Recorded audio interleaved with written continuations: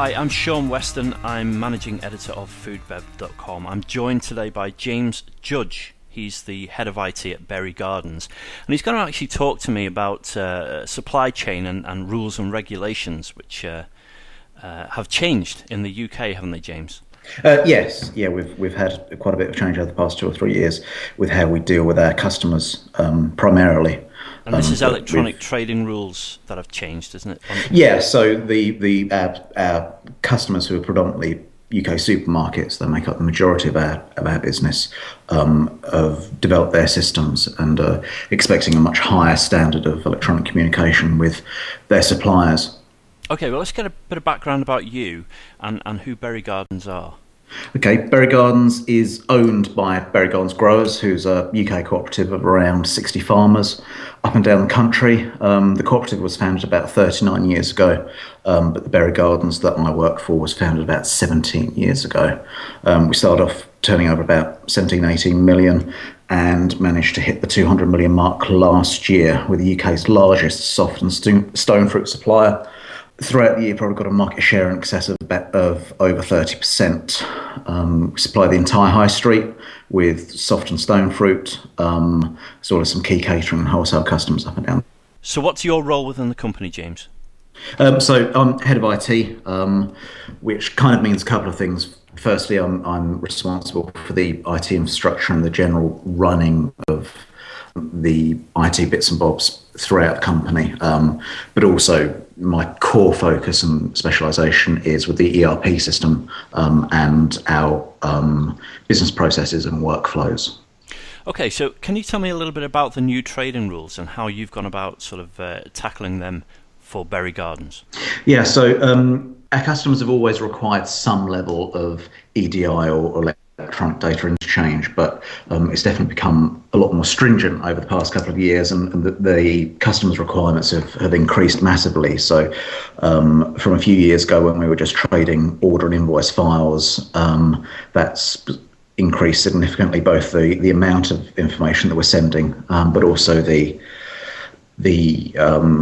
number of message types that we're having to send as well. So apart from just orders and invoices, we're receiving a lot more information back from the customers: invoice acknowledgements, goods receipt notices. We're having to send out things called advanced shipping notifications, which are called ASNs, and that pretty much means that whenever a lorry leaves any of our distribution points, of which we've got about 45 around the country, we need to send a couple of the customers that we trade with, and those two happen to be our largest two, a electronic document that says this lorry is leaving, these are all the details of the lorry, these are all the pallets that are on the lorry. Make sure there's a barcode on each of the pallets, and that barcode is referenced in the EDI document, and then details of the quantity and type of product that's on each of those pallets. So it sounds like it's a logistical nightmare, isn't it? You've really got to be on the ball. Can you tell me a little bit about the new trading rules and how you're adapting for the business? Yeah, sure.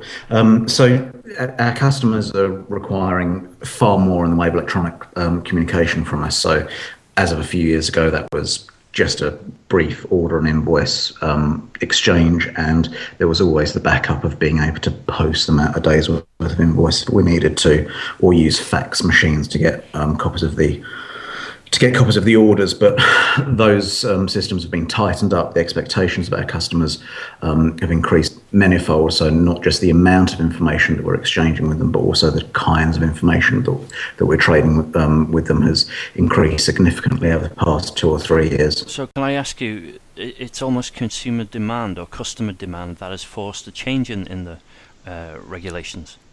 Yeah, definitely. It's we're beholden to our customers, and although we turn over 200 million, in effect, we are a small and medium business. So we are very reactive to what our customers require from us. And because they're the Sainsbury's and the Tesco's and the Marks and Spencers of this world, they tend to be on a slightly steeper development curve and have greater exposure to these kind of trading platforms than we would have sort of day to day. So yeah, we tend to be reactive on the EDI front from what our customers want.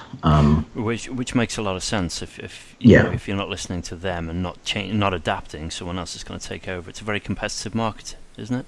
Yes, definitely. It's gone from where there was many soft fruit and produce suppliers sort of in the early 90s through to a few core suppliers to each of the supermarkets, and we're in a bit of a unique position in the marketplace where we supply everyone. So typically, suppliers have gone down specialising into one or two supermarkets, but because of our strength in our grower base, we're able to service the entire high street pretty much throughout the entire year. Okay, so tell me what it is that you've done specifically to adapt to these new rules and regulations. Effectively, we just try and simplify and consolidate stuff. So we've been using the same kind of systems for EDI for about the past 14 or 15 years, and that's started to prove a bit of a hindrance over the past couple of years, where the software and the methods of communication is a little bit outmoded. Trying to develop those or bring new trading partners or message types on board has become quite risky, where the software and the software providers have been unable to match our requirements for current developments. So throughout our entire business, we try and make things as simple and as single stream as we can, because, as I say, we're a small business. We have to work 365 days a year, and when we're busy, sort of 22 hours a day with a small team. Yeah. I thought my job was bad. So there's not much time off, and we need systems that just consistently work, and we can trust that we work a 9-10 hour day, and then when the administration office and the sales office leave at night, all of the things are still ticking along, so that our dispatch points and our pack houses up and down the country, when they're going into the early hours of the morning, the back office systems that they rely on to communicate with our customers are still working. So we only have one solution for everything, and we try and make it as robust and as simple as possible. So from the EDI view, at the end of last year, we decided to throw out our old system and do a complete market review and see what was there. Obviously, technology's come on in leaps and bounds over the past decade, but EDI definitely feels as though it's a bit of a dark art and a kind of standards-based technology that hasn't really developed. EDI is one of those things that is critical, and it's very, very important, because obviously it's the core of it is sending customers and suppliers their orders and invoices. So there has to be some very specific rules and regulations set up as to how these messages are transacted and the information that's in those messages. The only trouble is that it's been born from a desire to have a standards-based messaging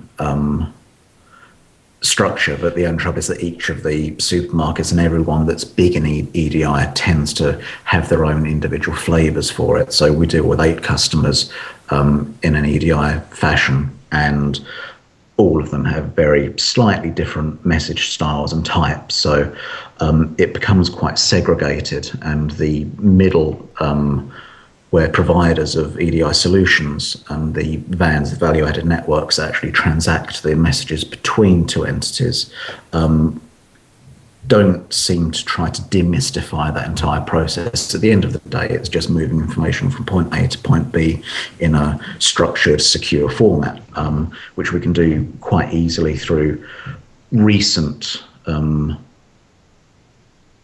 IT structures like XML files and things like that, but EDI just hasn't followed along that path as easily as you'd have expected. So and hence it's quite inflexible, isn't it? It's yeah. So does that mean you can't really change a system? You have to start from scratch. With our old system, we came to the point where we'd had a number of false starts during 2011 that cost us a few lost days and being able to invoice, which was quite dramatic. And obviously we picked that up quite quickly, but it was a fault with the software provider, and those kind of things we just lost a trust in in both the software that we were using, but also the kind of provider that we were using. So when we did the market review, the most important thing that we were looking for was a company that understood how modern businesses work, and especially in the fresh produce industry, kind of how it is the supermarkets are driving their suppliers down a set of standards, and how companies like us are using up-to-date ERP systems and are using web technologies and all those other kind of things to try and make things as quick and as easy for ourselves. And we needed a partner to be able to take our ERP flexible files and act as the translator, as it were, onto the more hardcore EDI front with the supermarkets. So who was that partner? So we've gone for some guys called We Supply, who I became aware of during the end of 2010, I think it was, because they took on a big project with Sainsbury's and actually superseded all of Sainsbury's EDI provisions and Sainsbury's EDI providers. So we heard that Sainsbury's were going down that route with We Supply, and they were one of the companies that we invited in. Obviously, they would understand our business because they were already transacting a lot of our files, but they had a completely different approach to looking at EDI and realizing, that they make the point that it is just transferring messages, and while they can do all of the secure, structured things that make EDI what it is, actually trying to get the information in and out and having one dedicated focused source for all of your EDI messages is what they do. And I suppose if things change again in 5 years' time, for instance, the rules and the impositions on suppliers like you, are they flexible? Is the new system flexible and able to adapt? Yeah, definitely. So We Supply just add like an abstraction layer between ourselves and our customers, which basically means that now whenever a customer says, right, we need to do this, or we need to increase the amount of messages that you're sending us. So Marks and Spencer's, for example, last year they've gone through a large project where they've moved all their internal systems onto SAP, and that had a very big impact, both in terms of the order files that we were getting from them, as well as the invoicing processes and the credit note, debit note process that we had to go through them as well. And yeah, from a We Supply viewpoint, they wouldn't have passed any of that change onto us. They'd have continued to have sent us exactly the same messages as we did before. They would have just done the difficult kind of matching for us, which means that we can just get on with the work that we're best at. We represent growers and get fruit onto supermarket shelves. We're not an IT company at the end of the day. Yeah, hypothetical question, what happens to those companies, those suppliers that don't adapt?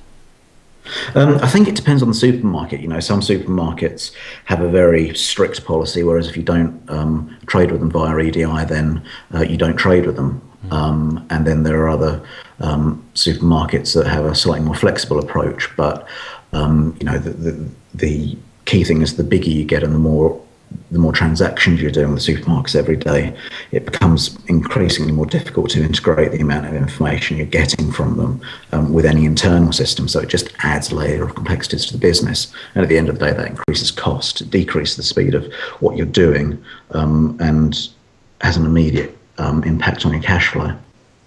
James, thanks for joining me today. Excellent. No, thank you, Shaun. Thanks for downloading this FoodBev.com podcast. You can also follow us on YouTube, Facebook, Tumblr, Twitter, Vimeo, Google+, and LinkedIn.